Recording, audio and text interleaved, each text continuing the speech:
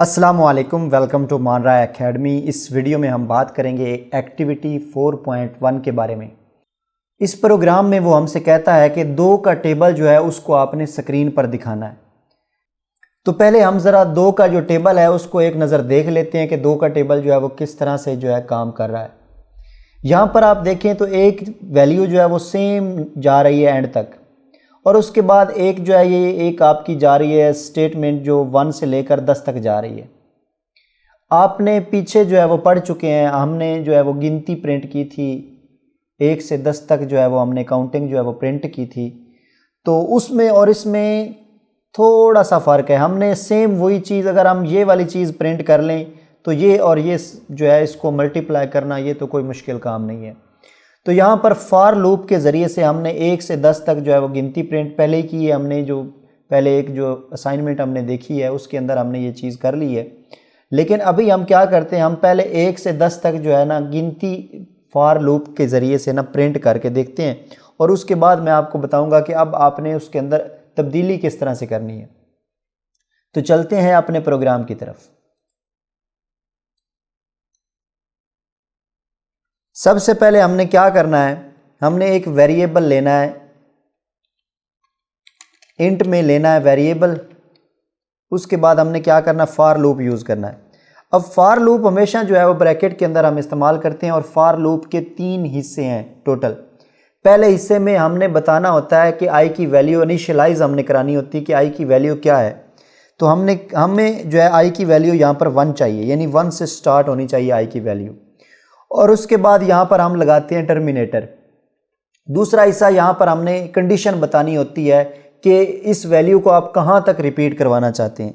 तो यहाँ पर हम चाहते हैं कि इस वैल्यू को 10 तक रिपीट करवाएं, जब तक ये वैल्यू 10 ना हो तब तक ये वैल्यू रिपीट हो।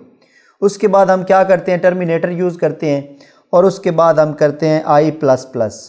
ये आई प्लस प्लस क्या करेगा, ये एक्चुअली आई प्लस प्लस जो है इसको मैं आपको बता देता हूँ। आई का मतलब होता है is equal to i plus 1, यानी कि ये आई प्लस प्लस का मतलब ये है कि जब भी ये कंडीशन जो है वो चेक करे और उसके बाद कोड को दिखाए, और कोड अगर जो है वो वैल्यू कम है तो उसके अंदर 1 का जो इजाफा है वो हर बार होता रहे।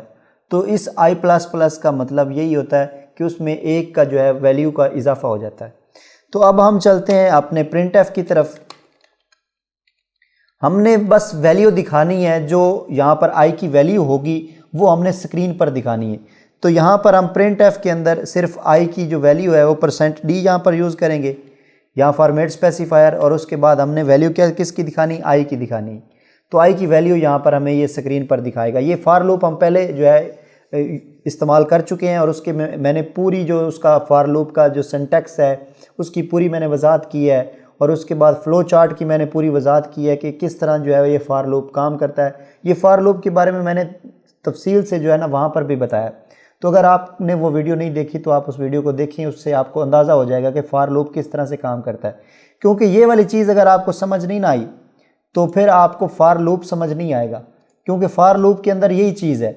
ये होता है कोड के अंदर हमने जो इनिशियलाइज करवाना होता है। फॉर लूप का जो यहाँ पर सिंटैक्स होता है ये बताने के बाद हम यहाँ पर वो रिपीट करवाना चाहते हैं, कौन सी वैल्यू हम रिपीट करवाना चाहते हैं। तो ये क्या करेगा, यहाँ बेसिकली ये होगा कि आई की जो वैल्यू है वो 1 होगी स्टार्ट में, यहाँ पर वैल्यू जो है वो 1 प्रिंट हो जाएगी।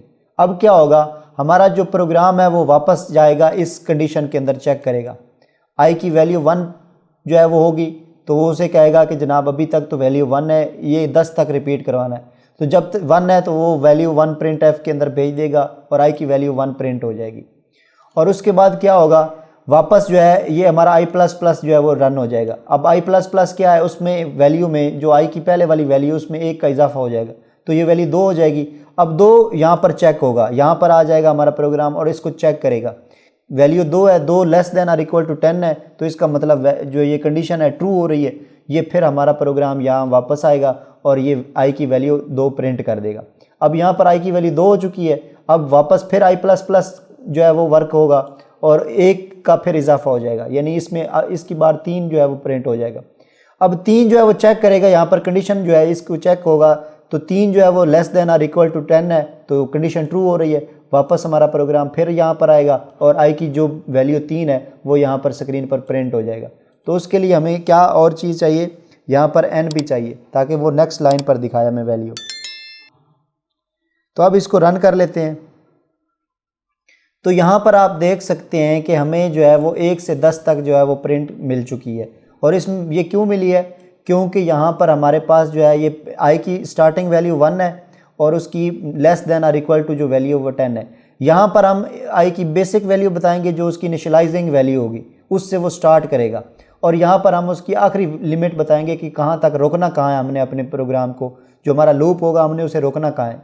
अब मैं आपको बताता हूँ, अगर यहाँ पर आप वैल्यू जो है वो 10 दे देते हैं और इसको रोकना आप चाहते हैं 100 के ऊपर, तो अब ये क्या करेगा, ये 10 से शुरू करेगा और 100 पर जाके रुक जाएगा। अब मैं इसको दोबारा रन कर लेते हैं।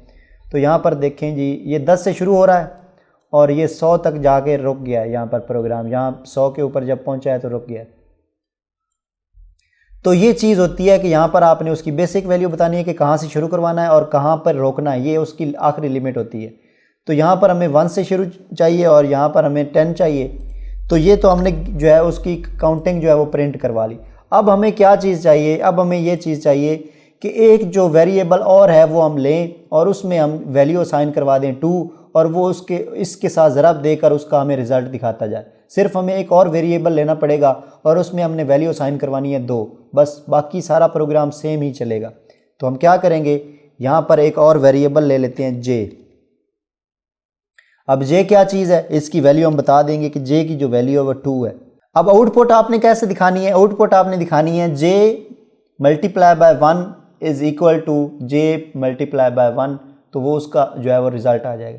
तो हम जाएंगे प्रिंट एफ स्टेटमेंट में, इसको हम चेंज करते हैं ज़रा। प्रिंट एफ स्टेटमेंट में आएंगे, यहाँ पर हम %d लिखेंगे, यानी यहाँ पर हम 2 प्रिंट करवाना चाहते हैं। और उसके बाद हम क्या करेंगे, यहाँ मल्टीप्लाई का जो है वो सिंबल लगाएंगे और उसके बाद फिर %d लगाएंगे और उसके बाद हम इक्वल साइन लगाएंगे और उसके बाद फिर %d। तो ये इस तरह आएगा 2 ज़रब 1 इज़ इक्वल टू 2। तो अब ये कैसे दिखाना है हमने, तो उसके लिए क्या है, हमने जो है ये जो j है ये यहाँ पर दिखाना है। तो यहाँ पर हम j दिखा देते हैं। अब क्या होगा, ये जो j की वैल्यू है यहाँ पर नज़र आएगी। उसके बाद यहाँ पर हम i की वैल्यू दिखाना चाहते हैं, तो यहाँ पर हम कॉमा लगाएंगे और i लिख देंगे। उसके बाद जो नेक्स्ट हमने फॉर्मेट स्पेसिफायर ये वाला लिया है, तो इसके अंदर हम क्या दिखाना चाहते हैं, इसके अंदर हम दिखाना चाहते हैं i और j को मल्टीप्लाई करने के बाद जो रिज़ल्ट आए वो यहाँ पर दिखा दे। और उसके बाद हम और एक चीज़ चाहते हैं कि ये नेक्स्ट लाइन पर जो हर बार जो वैल्यू दिखाए, जब भी ये दूसरी बार प्रिंट हो तो वो नेक्स्ट लाइन पर प्रिंट हो। तो ये हर बार चलेगा और नेक्स्ट लाइन पर जो है वो प्रिंट करता जाएगा। तो इस तरह हमारा जो है ये टेबल प्रिंट जो है वो कर देगा। यहाँ पर आप देखें तो इसने जो है ये टेबल जो है वो प्रिंट कर दिया, 2 से लेकर इसने एंड तक जो है वो वैल्यू उसको प्रिंट कर दिया। अब अगर आप क्या करते हैं, अब ये छोटा सा फॉर लूप आपने यूज़ किया। अब यहाँ पर अगर आप 0 1 का इजाफा करते हैं और इसको रन करते हैं तो ये आपको 100 तक जो है वो मल्टीप्लाई करके दिखा देगा। ये देखिए, ये है फॉर लूप का फ़ायदा और ये है फॉर लूप की अहमियत। अब आप यहाँ पर बेशक 2 3 सिफर बढ़ा दें तो ये उसको रन करेंगे, ये देखें ये उसको प्रिंट करते जा रहा है। ये देखें, उसने जो वैल्यू आपने बताई थी उस वैल्यू तक उसने प्रिंट करके दिखा दिया। अब मैं आपको एक छोटी सी इसके अंदर तब्दीली करके दिखाता हूँ कि अगर यूज़र से हम नंबर मांगें और उसको हम उसका टेबल लिखें, यानी यूज़र हमें कोई भी नंबर बताए और उस नंबर का जो है वो हम टेबल प्रिंट करना चाहें, तो हम क्या करेंगे, हमारे प्रोग्राम में थोड़ी सी तब्दीली होगी। उसके लिए हमने क्या करना है, जे की वैल्यू बस यूज़र से लेनी है। अभी जे की वैल्यू हम खुद दे रहे हैं, हमने क्या करना है, बस यूज़र से जे की वैल्यू लेनी है। तो क्या करते हैं, प्रिंट एफ लेंगे और यहाँ पर हम लिखेंगे इंटर, यानी हम लिखेंगे इंटर नंबर फॉर टेबल, यानी आप कौन सा जो है टेबल प्रिंट करवाना चाहते हैं। तो यूज़र यहाँ पर प्रिंट करेगा, उसको हम स्कैन कर लेते हैं, रीड करेंगे, जो भी यूज़र यहाँ पर वैल्यू देगा उसको हमने जे में स्टोर करवाना है। तो यहाँ पर हम करेंगे %d और यहाँ पर हम इसको एंड जे के अंदर जो है वो स्टोर करवा लेंगे बस। अब जे की वैल्यू पहले हम खुद ले रहे थे, अभी हमने ये जे की वैल्यू जो है ये यूज़र से मांग ली। अब यूज़र जो भी वैल्यू देगा जे की, उसको ये हमारा प्रोग्राम जो है वो प्रिंट करके दिखा देगा। यानी ज़रूरी नहीं है कि आप 2 का टेबल प्रिंट करें, इससे आप कोई भी टेबल प्रिंट करवा सकते हैं यूज़र की मर्ज़ी के मुताबिक। यूज़र कोई भी नंबर देगा उसका ये हमें रिज़ल्ट कर दिखा देगा। तो यहाँ पर मैं जो है वो 5 लिखता हूँ तो ये मैं 5 का टेबल जो है वो दिखा देगा। तो ये आप देख सकते हैं कि एक छोटी सी तब्दीली करने से हमारा प्रोग्राम जो है वो किस तरह जो है वो कहाँ से कहाँ पहुँच गया। तो जे की वैल्यू पहले हमने खुद लिखी हुई थी उसके अंदर, अभी हमने जे की वैल्यू यूज़र से मांग ली है कि यूज़र जे की वैल्यू बताए और हमारा प्रोग्राम उसके ऊपर टेबल प्रिंट करके दिखा दे। तो ये मैंने आपको थोड़ा सा आपके दिमाग को शाइनिंग देने के लिए, आपके दिमाग को थोड़ा पॉलिश करने के लिए मैंने ये चीज़ें तब्दील की हैं, ताकि आपका दिमाग जो है वो काम करे, मज़ीद इसके ऊपर काम करे। आप इसको मज़ीद अपनी तरह से इसको एडवांस बना सकते हैं, आप इसको मज़ीद जो है वो बेहतर बना सकते हैं, इसके ऊपर मज़ीद आप एक्सपीरियंस जो है वो कर सकते हैं, मज़ीद चीज़ें आप कर सकते हैं। ज़रूरी नहीं है कि जो चीज़ उसने कही है बस आप उतना ही करें और रुक जाएं।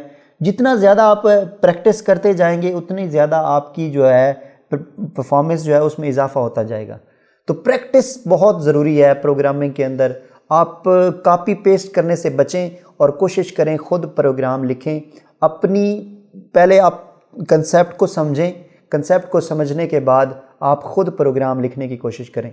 और जब तक आप कंसेप्ट को नहीं समझेंगे तब तक आप ख़ुद प्रोग्राम कभी नहीं लिख सकेंगे। और अगर आपको कॉपी पेस्ट करने की आदत पड़ गई तो फिर आप कभी भी प्रोग्रामर नहीं बन सकते किसी भी कीमत पर।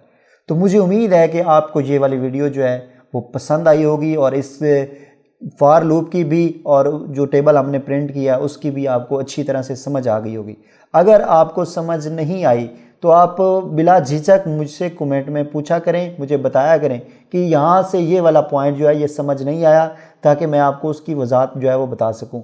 यहाँ पर ये वीडियो बनाने का मकसद ये नहीं है कि मैं आपको सॉल्व करके जो क्वेश्चन है वो दे रहा हूँ। यहाँ पर वीडियो बनाने का जो बेसिक मकसद है, जो बेसिक पर्पज़ है वो ये है कि मैं आपको कंसेप्ट दे सकूँ, आपको समझा सकूँ। अगर आपने हमारे इस चैनल को सब्सक्राइब नहीं किया तो आप इस चैनल को अभी सब्सक्राइब कर लें, ताकि नेक्स्ट आने वाली जो है कीमती वीडियोज़ से आप फ़ायदा उठा सकें। Thank you very much. अल्लाह हाफ़िज़।